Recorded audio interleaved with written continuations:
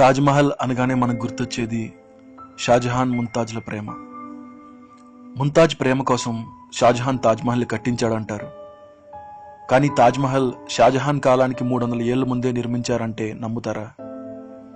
PN ఓక్ రాసిన Taj Mahal the true story బుక్లో తాజ్మహల్ రాణి ముంతాజ్ సమాధి కాదని, అదొక పురాతనమైన శివుడి గుడని చెప్తుంది. తాజ్మహల్ అసలు పేరు తేజో మహాలయ. ఇలాంటి ఎన్నో టెంపుల్స్ని మొఘలులు ఆక్రమించి ధ్వంసం చేయడం లేదా అక్కడ వేరే కట్టడాలు కట్టడం మనకు తెలుసు.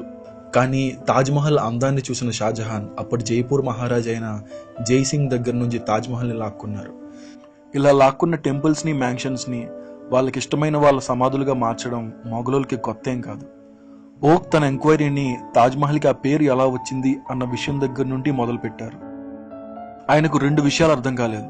ఒకటి, మహల్ అన్న పదం అప్పటి వరకు ఆఫ్ఘనిస్తాన్ నుండి అల్జీరియా వరకు ఏ ముస్లిం కంట్రీలోనూ వాడలేదు. కానీ కొంతమంది మహల్ అన్న పదం ముంతాజ్ పేరు నుండి తీసుకున్నారని అంటారు.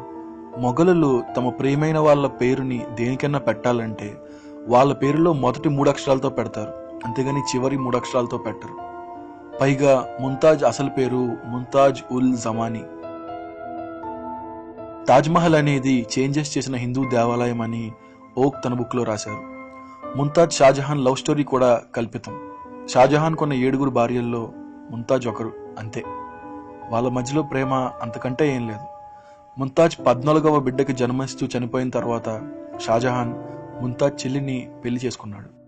షాజహాన్ ముంతాజ్ల ప్రేమ గురించి ఏ రాయల్ క్రానికల్లోనో గానీ శిలా ఫలకాల్లో గానీ ఎక్కడా మెన్షన్ చేయలేదు.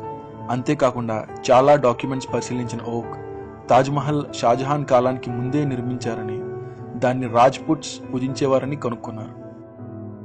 దానికి ఆధారంగా ఆయన మార్విన్ మిల్లర్ అనే న్యూయార్క్ చెందిన ప్రొఫెసర్ తాజ్మహల్ చుట్టూ ఉన్న మెటీరియల్ని, తాజ్ డోర్ని కార్బన్ డేటింగ్ చేసి పరీక్షించి తాజ్మహల్ డోర్ షాజహాన్ కాలానికి 300 ఏళ్ల ముందు తయారు చేసిందని చెప్పారు.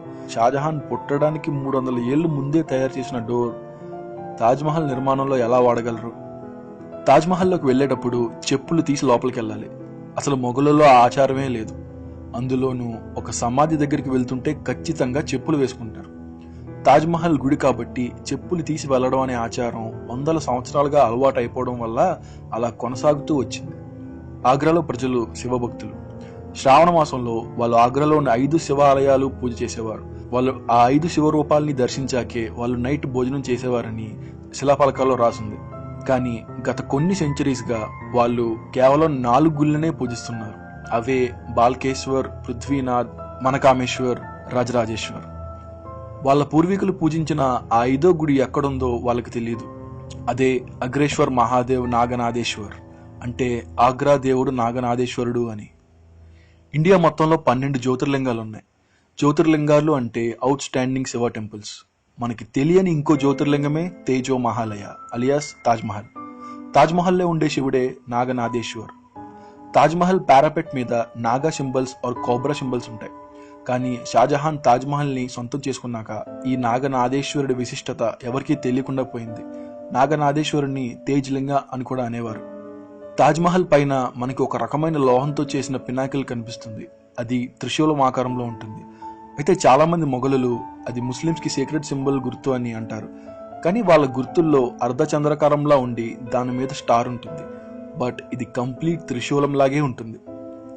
తాజ్మహల్ మీద చాలా ఫ్లవర్ డిజైన్స్ ఉంటాయి.